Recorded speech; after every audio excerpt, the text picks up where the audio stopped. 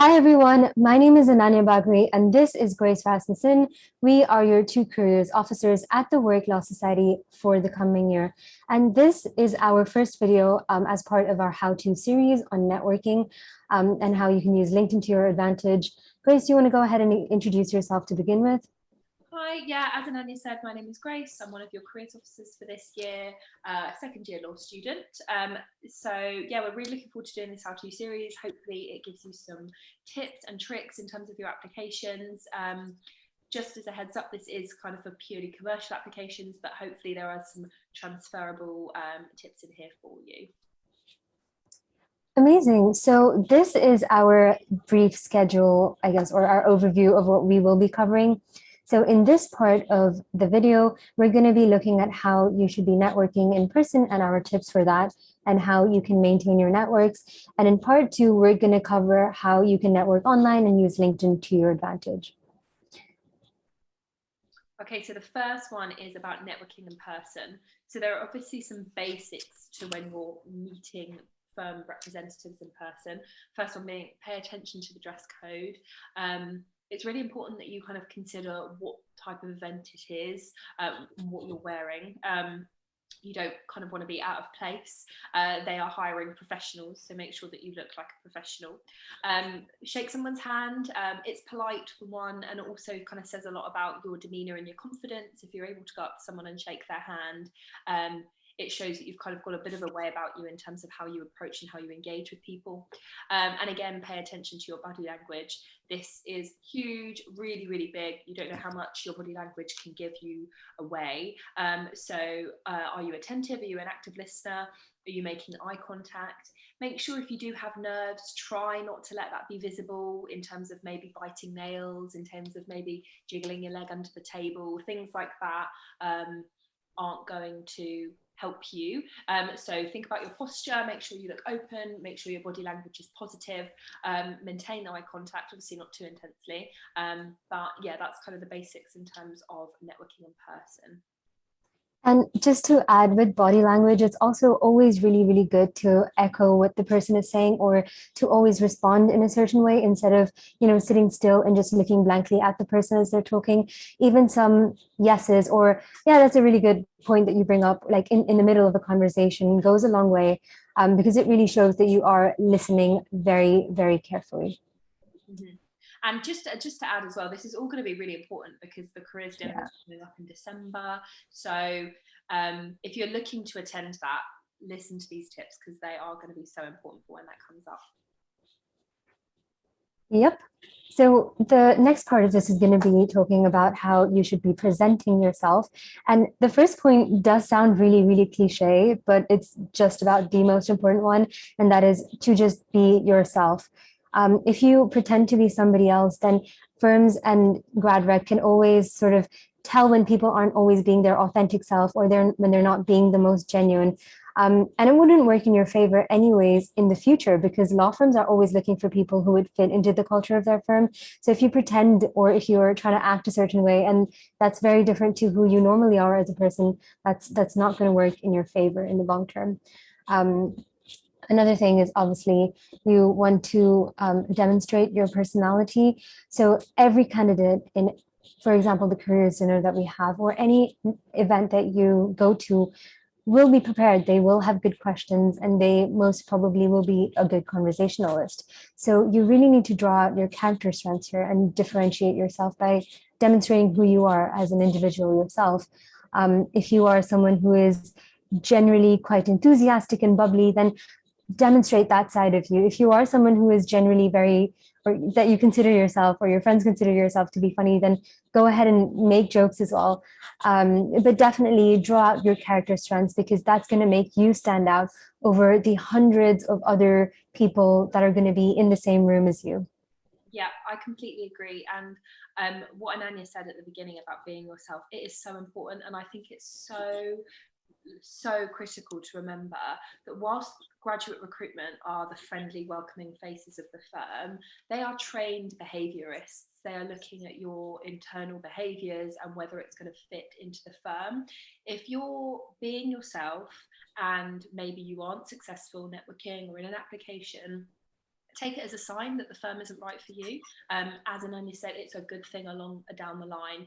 If they do like you and you are yourself, then it's a perfect match. But you've got to kind of really think long term when you're doing these sorts of things, because you know they are analysing your behaviour. So yeah, be yourself. When I've been most successful is when I've been myself. So do that. Don't pretend to be someone else.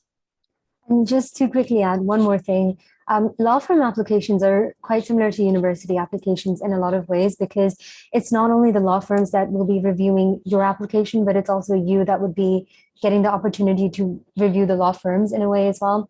So only when you are yourself and only when you present yourself to whoever you're speaking to, will you also be able to understand their position and what their firm is like, and see if they are a right fit for you, like Grace just said.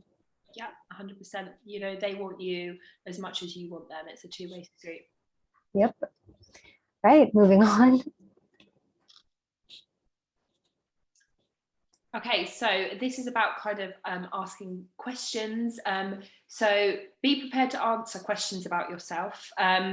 Now, I would actually argue that this is one of the more difficult things to do, because small topic conversations are hard. They are hard. When someone says, tell me a little bit about yourself, you've planned 101 answers as to why you want to be a lawyer, but not necessarily, you know, 5 fun facts about you. So think about the small talk. Be prepared to talk about what you do, who you are, where you've come from. People are going to kind of want to know that. So if you have the opportunity to speak to a partner or a graduate recruitment one-on-one, just be prepared to almost have a little summary of yourself up your sleeve, because I've kind of fell flat on my face a few times where I'm like, I have no idea who I am when you're speaking to someone. So make sure you have an answer planned. Be prepared to answer questions about the firm. That's also really important.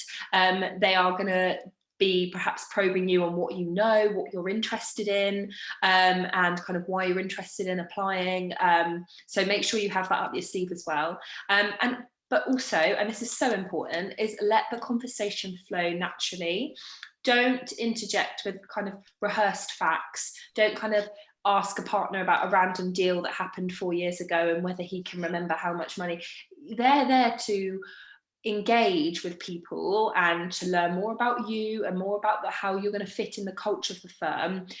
Kind of trying to impress them with a bit of la-di-da facts isn't going to work, and it's going to kind of almost look like you're not being yourself, which is what we just said. So try not to make it rehearsed.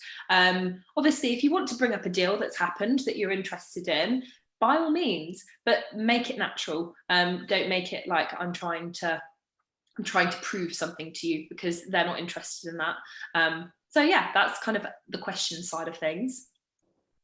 Yeah, and just to add to that, you know, if Grace was talking to me about herself or about the firm, let's say she's GradRec, and then if I sort of interjected with a random deal, then it also shows that you probably weren't listening to what they were just saying before you said whatever you were going to say or whatever you did say. Because obviously, like it wouldn't have connected to what was being spoken about before. So like Grace said, if it comes up naturally, then it's perfectly all right to bring a deal or anything up that you do know about the firm, but just make sure that there is some sort of connection to it in the past. Otherwise, you're just going to be spitting out facts and it's going to seem like you weren't paying any attention to what they just said. Yeah, agreed. So there's a really important thing that you also do need to know about how you should be moving around the room. This is my top tip, is to not be super ultra selective. With the careers dinner, for example, we do have a lot of firms that will be coming to it. And it's amazing to have a couple of firms in mind that you would want to talk to. But if you direct your entire energy and time just to understanding them, that you're going to lose out on a very, very crucial opportunity. And I'm giving the example of the LawSoc careers dinner, but this applies to any and all event that you go to. It's always amazing, and I would actually highly recommend that you do go prepared and that you do know that you want to speak to a certain number of people. But then I would also say that, you know, choosing only one firm, for example, to talk to in a careers dinner where there are over 10 or 15 firms represented, makes you lose out on the opportunity to get to know a lot of other firms as well. So be selective, but don't be ultra selective. And also try not to move around the room too quickly. You know, let the conversations take their own time. If you're moving between conversations one after the other just for the sake of talking to everybody, then again, you're going to lose out on the opportunity of really getting to know the firm or the partner or the grad rec individual like in depth. Um, and it sort of makes people feel on edge as well because it seems like you're in a rush to go. So just keep both of these things in mind as you are moving around a room. I think it's really important to carry yourself well as well in that way.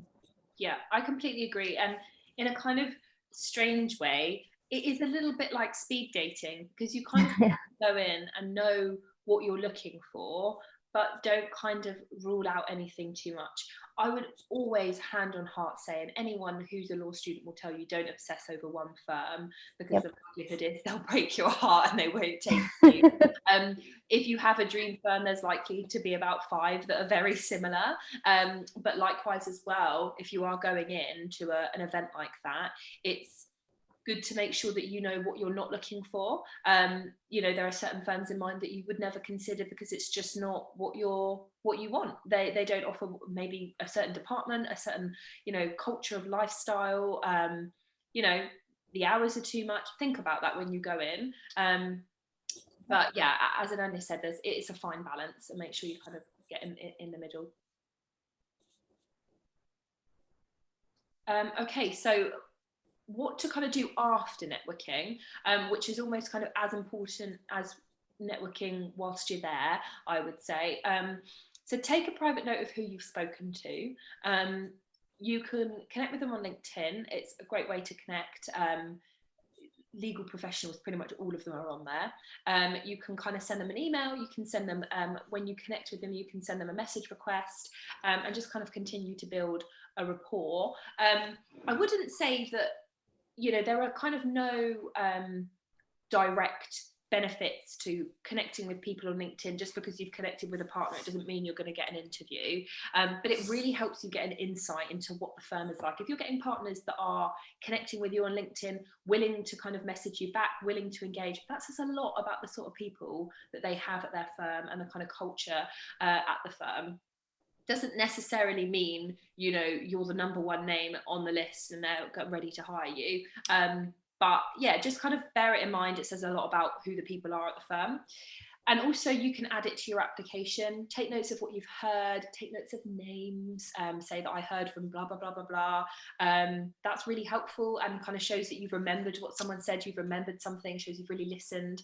And it kind of demonstrates your knowledge of the firm. It demonstrates kind of how much you're interested in the firm, and yeah, it gives you a bit more depth, I would say. So what you do afterwards is also really important. And yeah, I mean, Ananya, because I know you say a lot to me about, you message a lot of people on like LinkedIn. You're quite good at networking through that side of things, and I haven't explored that too much, but it's something that I know that I should do. But it's not kind of imperative, but it's definitely worthwhile. No, Grace, what you said makes complete sense. And like you said, when you do connect with somebody on LinkedIn, you're not going with that expectation that, oh, now that I've connected with them, I'm gonna, get the vacation scheme or the internship or whatever it is that you're looking for. But it is an opportunity for you to talk to someone one-on-one and ask them questions that you might not be able to find readily on their website, or that you maybe had when you attended an event, but you didn't have time to, or they didn't have time to get to your question.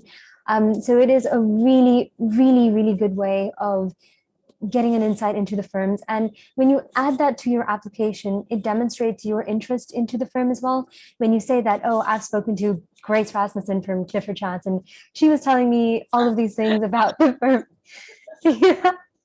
That shows that you've actually taken the time to look them up and speak to their employees and get to know more about what the culture is there or what their work is like. And that goes a long way because it does differentiate you from a lot of other applicants who apply just based on, let's say, what they've read online or what they read on a website, which is also really, really good information. But this, I think, just gives you that little bit of an extra edge. And the other thing is that if you do connect with them on LinkedIn, it is a network that you will be able to keep for a long time. And, at the end of the day, if, let's say, you don't get that position, most people are very, very willing to help you out in other ways, advise you, keep you as a mentee almost. So you're always going to be able to talk to them about any questions you have about applications in the future, anything that you could have done better in your own individual application, or, you know, you can keep them as your mentors, which is honestly just, I think, the best thing. So it's really a win-win either ways. Yeah, I completely agree. And I Yeah. know I shouldn't add, but just to add, it, graduate recruitment, they do a fantastic job at romanticizing the career. And we talked about this before. They will tell you how fantastic it is to be a lawyer, how wonderful it is to work in London and kind of be well off and be this fancy business woman or man. Yes, it is lovely, but there are quite a few downsides to being a lawyer, and it is a huge commitment, particularly in the corporate world. So speaking to people individually, you are going to get a bit more of a realistic dosage as to what to expect. Yep. If someone's going to tell you, I went home at 3 a.m. yesterday, I'm so tired, you know, and that's, you kind of need to hear that before you sign yourself up for a commercial career. So make sure you gather all the information that you can get from people, and make sure it doesn't just come from graduate recruitment, because they are designed to sell it to you. You want to hear from employees as well. Yeah, definitely. That's a really good point, Grace. Okay, how to maintain your networks. This is actually a tip that one of my friends taught me. He is now a trainee at Skadden, and back when I was in high school, and he was like leading the Law Society at my high school, this is something that he showed me, and I thought this was really, really cool. And what he used to do, or does, is have a spreadsheet, and everyone he speaks to, that he does definitely want to keep as a connection later on, he puts their name down, and he also puts an anecdote down. So it's not just, I met Grace Rasmussen from Clifford Chance one day, and this is her email address and this is her phone number. But it's, I met Grace. This is what we spoke about, and it goes a long way, because if ever you want to contact them again in the future, what you did speak to this person about in the past. Um, Obviously, creating a spreadsheet of all your contacts is sometimes a little bit impractical, but I would say try to maintain it as best as possible. It also does help you, I guess, keep everything in one place, because, you know, I might not remember what happened or who I met 3 years ago, but if it was on that spreadsheet, and if there was an opportunity, I guess, with that person or that firm, or if they had a connection to the place that I wanted to apply to, then it goes a really, really long way. The other thing with maintaining networks would be to maintain a constant stream of communication, or an open communication. And this is obviously not something that should be done daily or weekly. I think that that would get really annoying for even for both parties.